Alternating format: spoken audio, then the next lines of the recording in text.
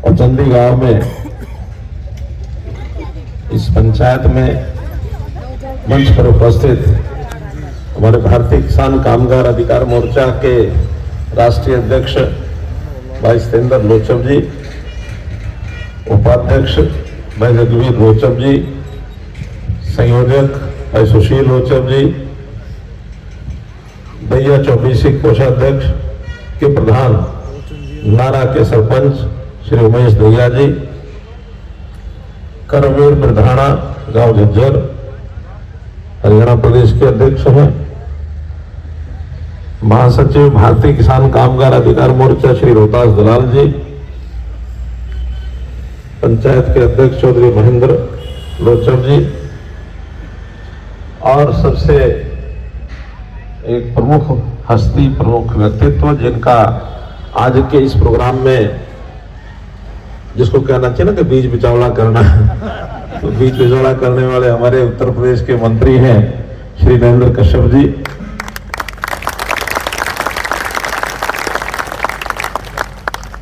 और यहाँ उपस्थित सभी हमारी मातृशक्ति माताएं बहनें, बुजुर्गों, नौजवान साथियों, मैं इस इलाके में आकर के ऐसा लगता है जैसे अपने ही इलाके में आ गया, और उसका कारण विशेष ये है कि हरियाणा में संगठन के नाते तो बहुत वर्ष काम किया, लेकिन वहां की सत्ता को संभालने के बाद वहां के सेवक के नाते जो मैंने 9.5 साल काम किया, हरियाणा और उत्तर प्रदेश यानी दिल्ली का ये देहात, इसका मैं बहुत बड़ा अंतर मानता नहीं हूं, क्योंकि जैसे हरियाणा की तासीर है वैसे ही इस दिल्ली देहात की तासीर है। तो आज दिल्ली देहात के दर्जनों गांव के हमारे भाई बहन यहाँ बैठे हैं। मुझे लगता है कि जैसे मैं सोनीपत जिले का कोई भी गांव, उपारा गांव हो, जजोली गांव हो, या और जो बाकी हैं जहां बार बार आता रहा हूं, ऐसे ये गांव में आके खड़ा हुआ हूं। मैं आपका सबका बहुत अभिवादन करता हूं, बहुत बहुत आपका धन्यवाद करता हूं।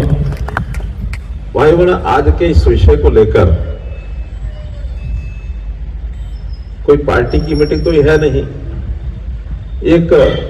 दिल्ली देहात के दर्जनों गांव की पंचायत है, और पंचायत भी अपने कुछ विषयों को लेकर के हम बैठे हैं। आज से 4 दिन पहले, विषय तो मुझे पहले से ही पता है, लेकिन जब हमारी मीटिंग हुई भाई सतेंद्र जी और बाकी जो और टीम के साथ लोग थे, जैसा इन्होंने बताया है, उन विषयों की जानकारी आज हुई ऐसा नहीं है, बहुत पहले से है। दिल्ली देहात के कम से कम 10 से ज्यादा विषय है जो गांव के लोगों की चिंता का विषय है, और उसमें चाहे लाल डोरा की बात हो, चाहे जमीनों के सर्कल रेट की बात हो, और चाहे जो कॉलोनियां बन गई हैं, क्योंकि गांव के साथ साथ आसपास कुछ कॉलोनियां भी बन गई हैं, उन कॉलोनियों का रेगुलराइजेशन, नियमितीकरण, इसका विषय हो, और वो जो बड़ा विषय जिसकी चिंता हम सबको है, वो है पावर ग्रिड की जो लाइन निकली है, इसका ROW का विषय हो। और केवल पावर ग्रिड नहीं, इंफ्रास्ट्रक्चर एक ऐसी चीज है जिसको, जो जरूरी चीजें हमारे जीवन के लिए, हमारे रहन सहन के लिए, चाहे वो हाईवेज हैं, सड़कें हैं, चाहे रेलवे लाइनें हैं, चाहे नहरें हैं, और चाहे पावर की लाइनें हैं, ये तो ऐसी है कि किसी एक के लिए नहीं है, सारे समाज के लिए है। अगर मान लो सड़क भी जानी है तो सड़क हमारे भी काम आएगी, और जो चलने वाला आदमी है, पता नहीं वो दक्षिण भारत से लेकर के उत्तर भारत में कहीं भी जा रहा होगा तो उसके भी काम आएगी। रास्ते में जगह जगह जो गांव पड़ते हैं, शहर पड़ते हैं, उनके भी काम आएगी। अभी बिजली की लाइन है,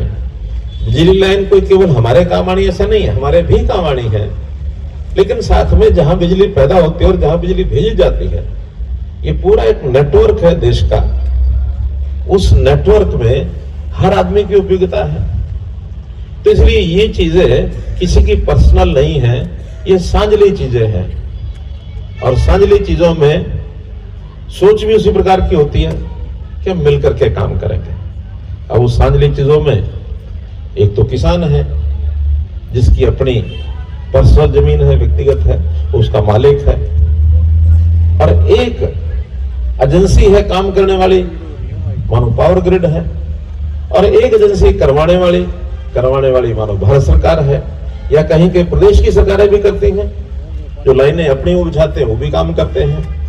तो ऐसे कई तरह के लोग शामिल होते हैं जिनको मिल करके बैठ करके फैसला करना होता है। मेरे पास जब केंद्र सरकार में ये जिम्मेवारी आई, जैसा शहरी विकास और साथ में पावर डिपार्टमेंट, और ये जो पावर ग्रिड का मामला है ये पावर डिपार्टमेंट के अंदर ही आता है। अब इससे हरियाणा में भी जूझ रहे हैं, हमारे राज्यपाल जी बैठे हैं बहादुरगढ़ वाले, इनको सब पता ही है कि वो रमेश दलाल भी आंदोलन कर रहा है अपना, है ना, अपना नेता, उसके हाथ में मीटिंग हुई। बात कहीं जायज है उनकी, जायज क्यों है उनकी नहीं, सबकी, आपकी भी सबकी जायज मानता हूं मैं। जायज क्यों मानता हूं कि सरकारी अधिकारियों की सोच और जो नेता जमीन से जुड़ा हुआ होता है उसकी सोच, उसमें कहीं ना कहीं अंतर होता है, तालमेल नहीं बैठता है। एक विषय आया सर्कल रेट, उसको कहीं कलेक्टर रेट भी कहते हैं, डीसी रेट भी कहते हैं, कि सर्कल रेट है। अब सर्कल रेट कौन तय करता है? ये बाबूजी बैठ करके अपने एयर कंडीशन कमरे बैठ के तय कर देते हैं कि इसका सर्कल रेट 50 लाख रुपए किल्ला होगा। भाई तू कहां से लाया 50 लाख?